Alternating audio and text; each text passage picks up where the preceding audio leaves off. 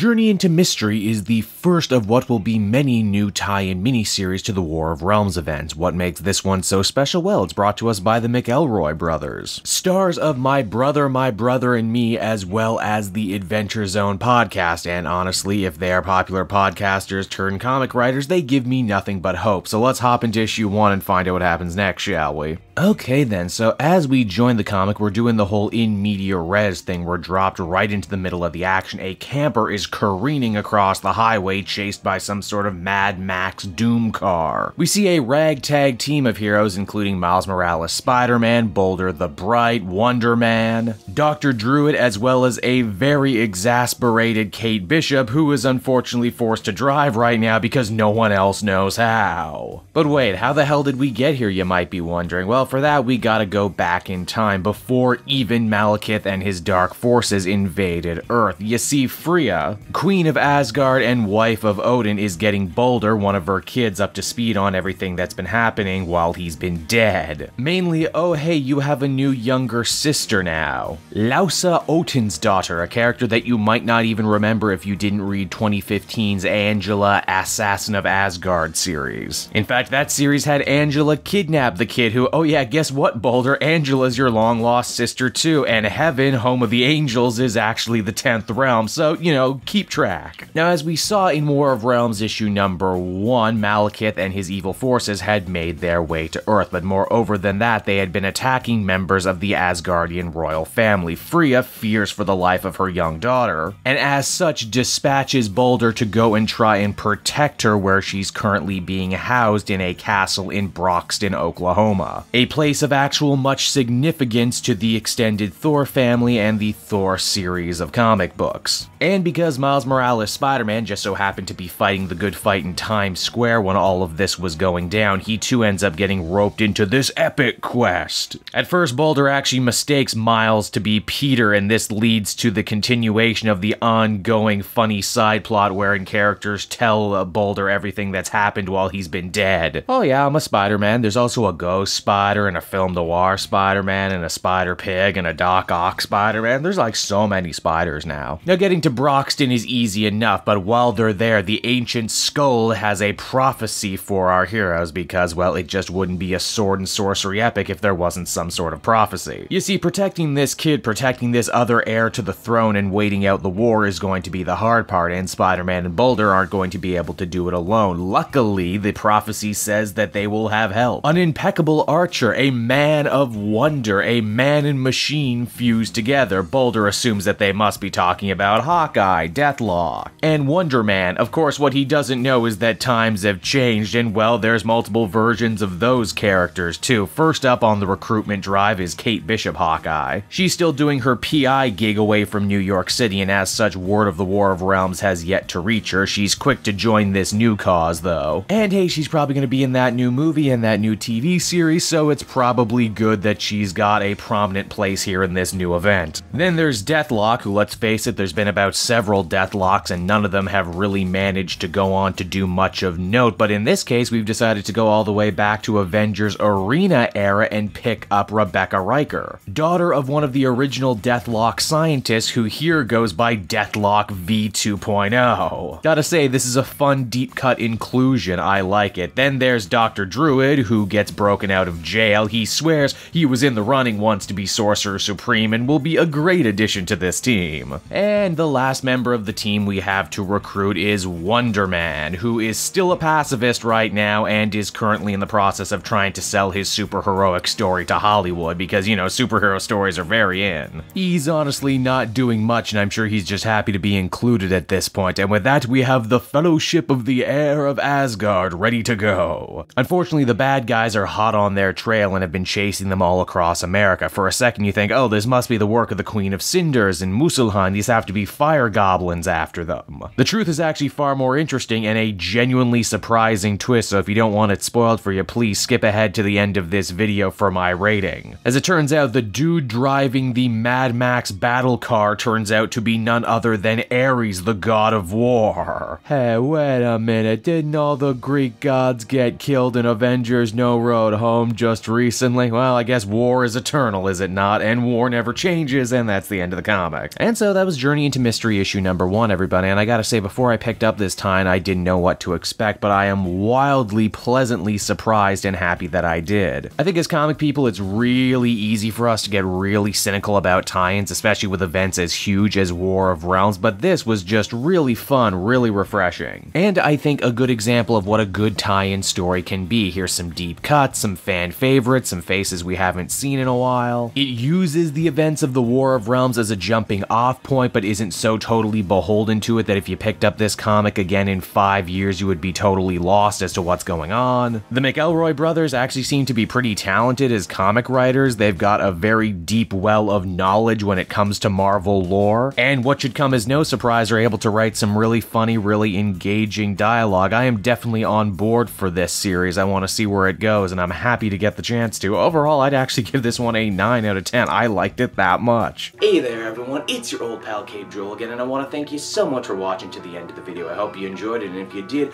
why not check out some of these other videos I have available from the channel. Then you can follow me on Twitter and Facebook at Cape Joel, so you're always up to speed on what I'm doing next. And hey, if you really like what I do, you might want to pick up a Cape Joel shirt. Yes, that's right, I have my own merch store over at TeePublic. Check out for great designs like my little cape man, stuff from the comic multiverse, fun stickers, in-jokes. We got it all over at the TeePublic store. You can check it out right now. And I will be sure to see you all again next time. Bye-bye.